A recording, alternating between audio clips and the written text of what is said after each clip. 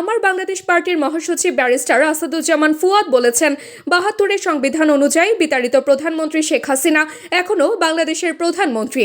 একই বক্তব্যে তিনি আরও বলেন, শেখ মুজিবুর রহমান এখনও জাতির জনক এবং স্বাধীনতার ঘোষক। শনিবার রাজধানীর সোহরাওয়ার্দী উদ্যানে জামায়াতে ইসলামী আয়োজিত সমাবেশে তিনি এসব মন্তব্য করেন। ব্যারিস্টার ফুয়াদ অভিযোগ করেন, সরকারি দল কিছু মূলধনকে পুঁজি করে যে রাজনৈতিক ব্যবসা শুরু করেছে তা ইতিমধ্যে ঋণ খেলাপিতে পরিণত হয়েছে।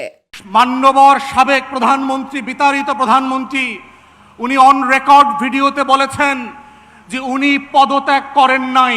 যেই প্রধানমন্ত্রী পদত্যাগ করেন নাই আর যার কাছে পদত্যাগপত্র দেওয়া হয়েছিল তিনি পান নাই, তিনি এখনো ৭২-এর সংবিধান মোতাবেক বাংলাদেশের প্রধানমন্ত্রী। তাহলে আজকে যারা ৭২-এর সংবিধান নিয়ে খেলছেন, আপনাদেরকে জিজ্ঞেস করতে হবে নিজেদেরকে, বাংলাদেশে কি আজকে দুটো সংসদ আছে? বাংলাদেশে কি আজকে দুজন প্রধানমন্ত্রী আছে?